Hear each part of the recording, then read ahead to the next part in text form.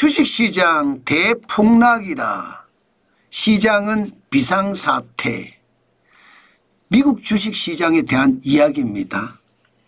시장을 보고 있으면 정말로 섬뜩섬뜩합니다. 오늘 기술주 중심의 나스닥 종합주가지수 4.31% 폭락했습니다.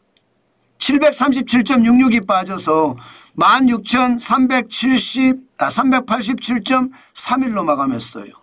어제 한번 보실래요? 어제는요 12.16%가 올라갔습니다. 1857.06이 올라서 17,124.97이 됐어요. 어제는요. 마찬가지로 대형주 중심 S&P 500 3.46% 떨어졌습니다. 188.85가 빠졌고요. 5,268.05로 마감을 했습니다. 어제는요 9.52% 올라갔습니다.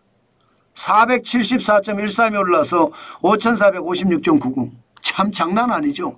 대형주 중심의 S&P도 지금 하루 사이에 지금 3.46% 떨어지고 9.52% 올라가고 미쳤어요. 다우산업도 마찬가지입니다. 2.5% 폭락했습니다. 1014.79가 빠졌고요. 39,593.66으로 마감했습니다. 어제는요 7.87% 올라갔습니다. 2,962.86이 올랐습니다. 4만이 넘었잖아요. 그런데 지금 4만 또 깨졌습니다. 뭐 이런 주식시장이 있나 이렇게 생각이 드시죠. 아마 이런 생각이 안 든다 그러면 다 거짓말일 겁니다. 그 정도로 시장이 말입니다. 어떻게 생각을 하면 마치 말입니다. 가상자산, 가상화폐 시장 같아요. 주가가 널뛰기를 하기를 폭이 어마합니다. 이 정도면 여러분 역대급이에요. 역대급. 사실 S&P를 보면 역대 세 번째 많이 올랐고요. 지금 떨어지는 것도 역대급으로 계속 떨어지고 있어요. 이것을 보면 진짜 미치겠다.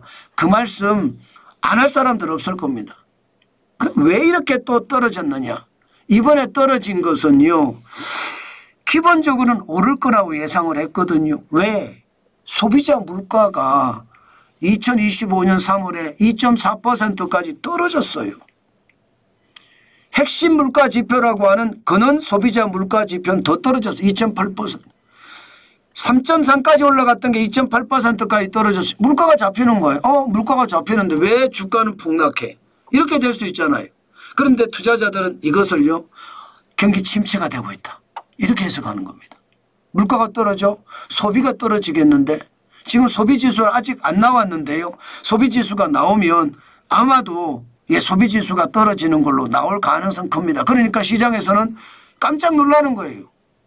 물가가 떨어졌는데 왜 안 올라가? 아예 무시당하네. 예상 밖이네. 이런 말이 계속 나온 것도 그 이유거든요. 여기에다가 신규 실업수당 청구 건수도 22만 3천이니까 그렇게 뭐 엄청나게 많은 건 아닙니다. 엄청나게 많은 건 아니. 결국은 시장 자체가 물가가 많이 떨어지니까 앞으로 경기가 나빠질 거다 이렇게 예상하는 거.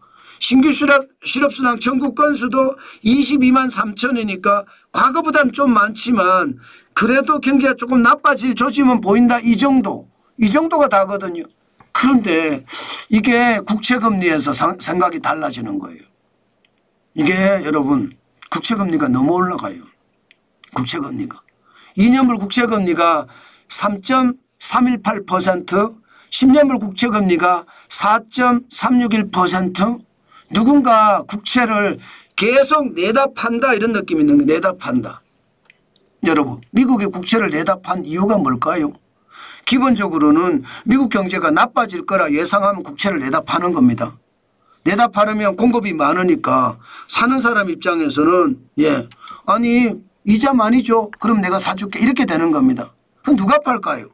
이게 이제 굉장히 중요한 요소입니다. 제가 봐서는 미국 경제가 나빠질 거기 때문에 국채를 판다. 물론 있을 수 있을 겁니다. 그렇지만 그거보다는 중국이 정치적 목적으로 채권을 계속 쏟아내는 것 저는 당연히 있을 수 있다고 생각합니다. 이렇게 되니까 시장은 와 뜨거워 되는 거예요. 와 뜨거. 시장은 진짜로 엄청나게 뜨겁게 되는 거고 결국은 트럼프 대통령이 항복을 해라 뭐 이렇게 선전포고를 한 것이나 저는 다름없다 봅니다. 결국 시장의 롤러코스터 장세는요. 상호관세를 둘러싸고 정치적 해석 다시 말해서 자존심 게임을 하기 때문에 주가가 굉장히 많이 떨어진다 이렇게 해석하는 게 맞습니다.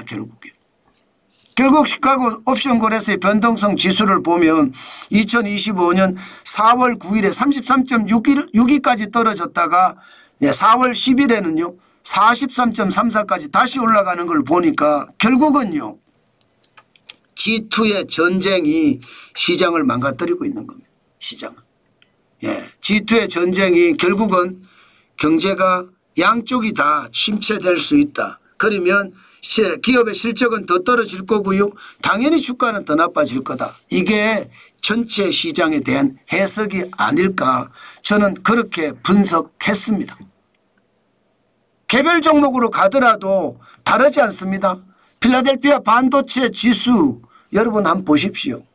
다시 4천이 깨졌습니다. 3,893.30으로 마감했어요. 7.97% 떨어졌습니다. 굉장히 많이 떨어졌죠. 엔비디아 마찬가지입니다. 엔비디아도 지금 많이 떨어졌습니다. 5.91% 떨어져서 107.57로 마감했어요. 굉장히 많이 떨어졌습니다. 매그니피센트 7이 대부분 다 떨어졌습니다. 메타도 6.74% 떨어져서 542.29로 마감을 했고요. 아마존도 마찬가지입니다. 아마존도 떨어졌습니다.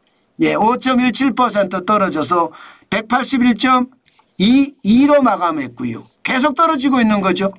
여기에 알파벳도 당연합니다.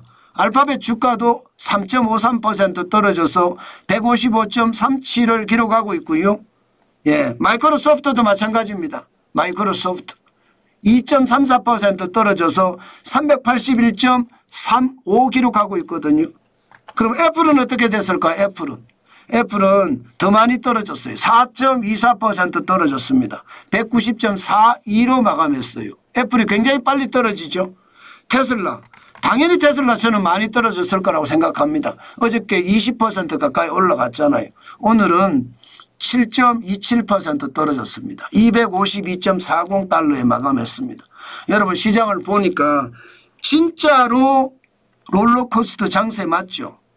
시장의 불안감, 공포감, 시장 전체에 깔려 있는 건 맞죠? 이렇게 되면 여러분 시장은 이거 올라가기 쉽지 않습니다. 당분간 말입니다. 제가 여러분에게 말씀드렸던 것처럼 결국 트럼프 대통령의 찔러놓고 보자. 상호관세 말입니다. 일단 지르고 보자.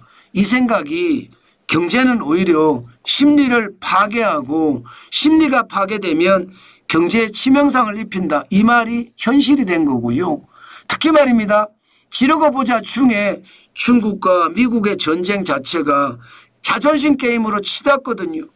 저는 이 자존심 게임이 결국 중국 경제도 망치고 미국 경제도 망치고 이러다가 시진핑 입장에서는 돌파구가 있어야 되는데 그 돌파구가 대만의 침공으로 나타나는 것 아닌가 그런 생각도 하게 됩니다. 제가 너무 많이 갔나요? 아닐 겁니다. 그만큼 말입니다.